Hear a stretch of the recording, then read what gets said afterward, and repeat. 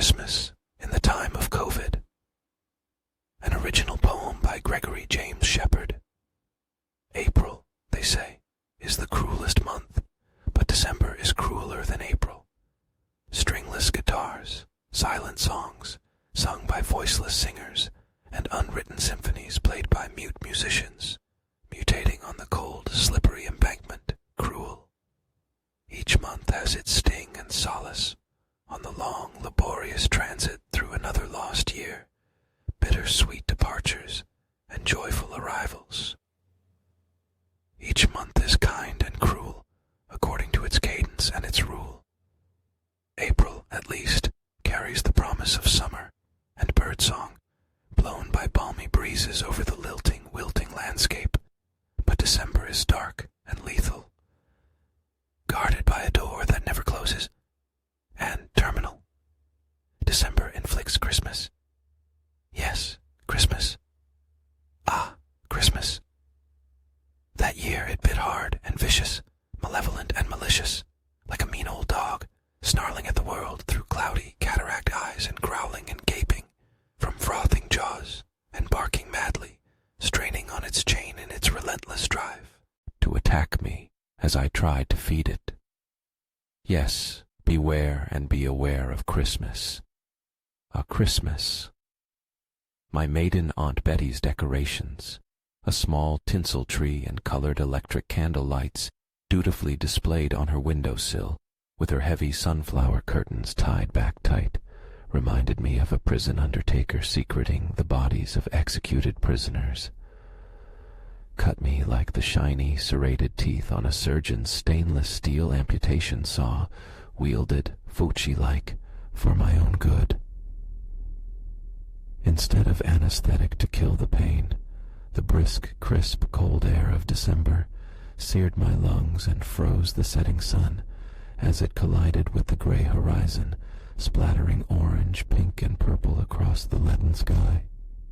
The old girl saw us through her jocund window, walking up the street from Bishop Stortford Station towards her house, our delegation, past the Furcation to where the bells tolled in St. Joseph's, calling the faithful to evensong and scattering the quiescent bats in the belfry, and she scuttled, clawing and shuffling, like the shadowy form of a gigantic crustacean risen from the depths of the silent sea, to neatly arrange a small wicker table on her porch and set our customary Christmas sherry and fruitcake on top with hand sanitizer and wet one wipes.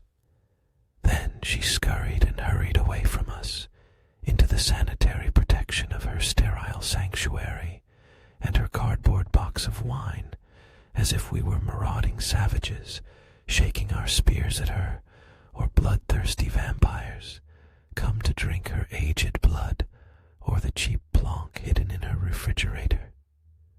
She slammed the front door shut against us so hard, the festive welcome wreath was nearly knocked from its hooks, and the big bang echoed like a tremendous thunderclap down the sodden street. We toasted each other with forced smiles and gnashed teeth through her front bay window, as if we were unexpected emissaries from the court of King Uzziah, sanitized our hands, ate our cake, drank our sherry, and left like lepers, for there we did not meet knowledgeable words. Her little army of sentient painted plaster garden gnomes, pretending to be rough-hewn prehistoric sculptures, found now and then by explorers in the depths of primeval forests, or on the banks of the River Nile, beneath the desert sands, and the march of time stood silent guard as we beat our retreat in defeat. The fatal grass in her pocket-sized front garden lay covered beneath a frigid wam of snow, hidden safe from the virus and the paranoia that quickly spread the way ocean waves wrap and wash around the shores of a solitary island, imprisoning and isolating. The stupid will understand when a wild donkey's colt is born a man. Memories of those days often stir in the barren rocky ground,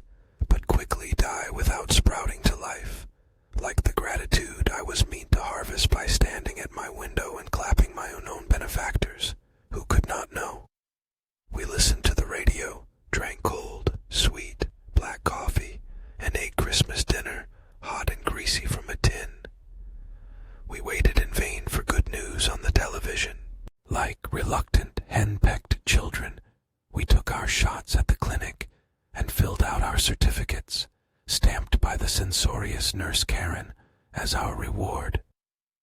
On the way home, a shower of rain made me laugh. It melted December's snow and promised life.